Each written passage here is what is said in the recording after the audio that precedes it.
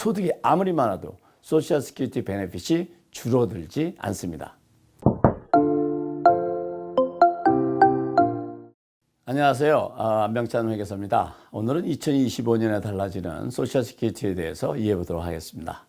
특히 은퇴하신 분들이 이해하기 쉽도록 실제 사례와 함께 자세히 설명드리도록 하겠습니다.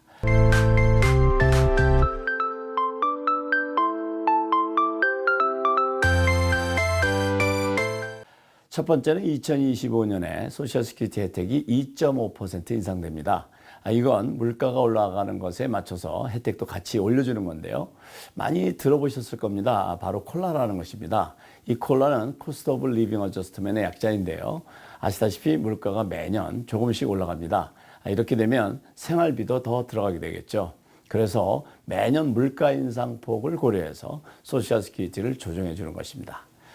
예를 들면 현재 월 1927달러를 받고 계신 분이라면 2025년부터는 월 1976달러로 약 50달러 정도 더 받으시게 됩니다. 1년을 따지면 약 600달러 정도가 되겠네요.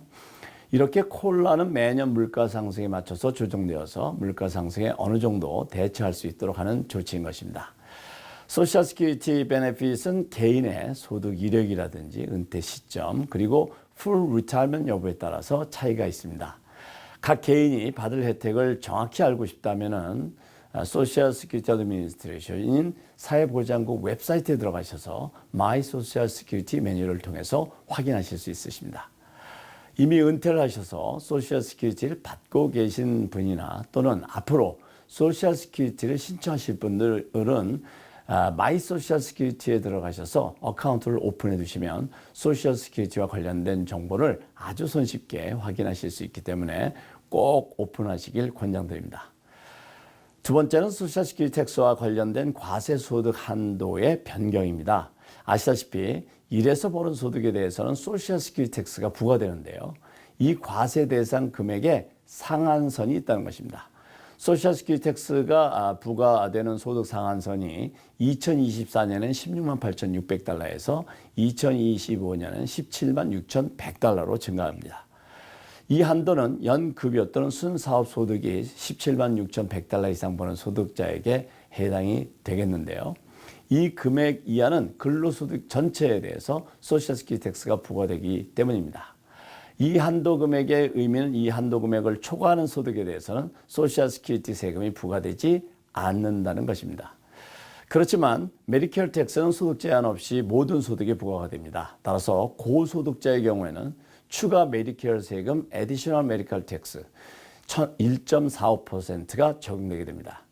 이 내용을 숫자로 설명드리게 되면 연소득이 18만 달러인 근로자의 경우에 2024년에는 16만 8,600달러까지만 소셜 시큐리티 세금이 부과되었지만 2025년은 17만 6,100달러까지 세금이 부과가 되게 됩니다. 초과 소득인 3,900달러에 대해서는 소셜 시큐리티 세금이 부과되지는 않습니다. 그렇지만 이 초과된 금액을 포함한 전체 18만 달러에 대해서는 제한 없이 메디케어 텍스가 부과된다는 점 기억해 두셔야 되겠습니다. 세 번째는 소셜 시큐리티 베네핏을 풀 리타이먼트 에이지를 기준으로 신청 시기에 따라서 받는 금액이 달라지는데 이것이 어떻게 달라지는지에 대한 이해입니다. 풀 리타이먼트 에이지가 되기 전에 소셜 시큐리티 혜택을 신청해서 받고 계시다면 소득이 있을 경우에 받고 계신 소셜 시큐리티 베네핏이 줄어들 수 있습니다. 이때 적용되는 소득 제한이 2025년에 약간 상향 조정되는데요. 첫째는 이제 full retirement age에 도달하기 전이라면 2025년에는 연소득 23,400달러까지는 혜택이 줄어들지 않습니다.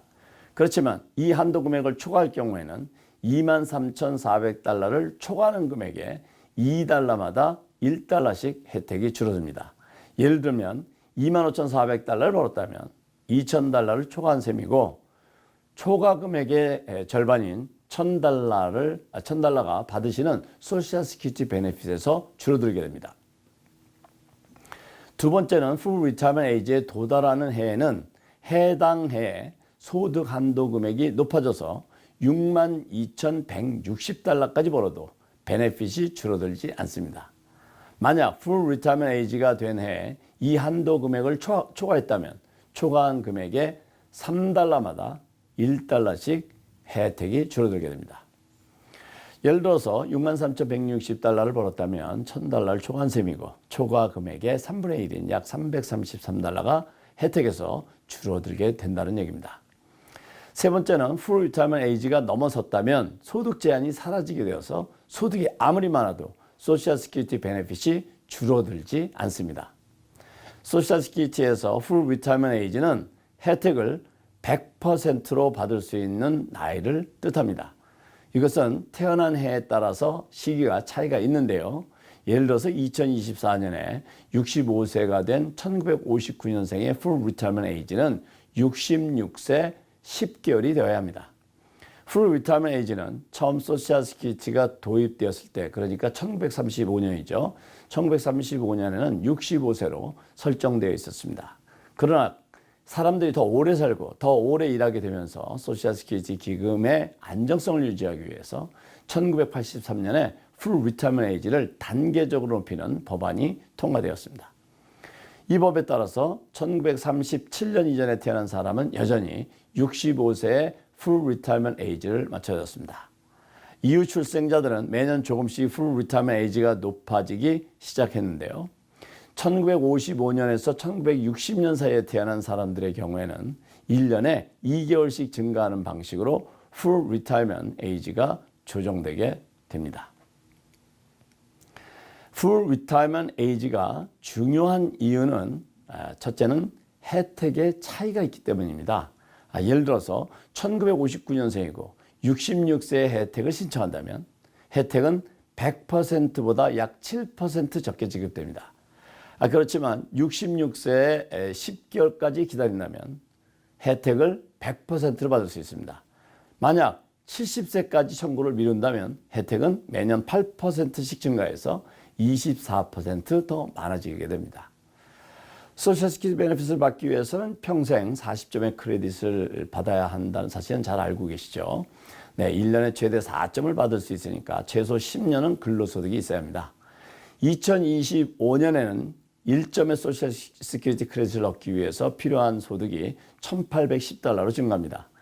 1년에 최대 4점을 얻으려면 7,240달러의 소득이 필요하게 된다는 얘기죠.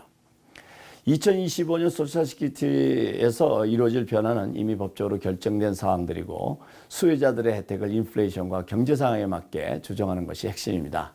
그렇지만 이제 트럼프 대통령의 정책이 추가적으로 프로그램에 미칠 영향은 아직 불확실하고 재정적 안정성과 혜택 수준에 중대한 영향을 줄 가능성이 있습니다. 아마도 트럼프 행정부가 출범하는 첫 해인 2025년에 어떤 발표가 있을 것으로 예상되고 있습니다. 오늘은 2025년 소셜 시큐리티의 주요 변화를 살펴보았습니다. 이 영상이 여러분의 이해에 도움이 되었기를 바랍니다. 앞으로도 소셜 시큐리티와 관련된 중요한 정보가 있을 경우에는 지속적으로 업데이트 해드리도록 하겠습니다. 오늘은 여기까지입니다. 감사합니다.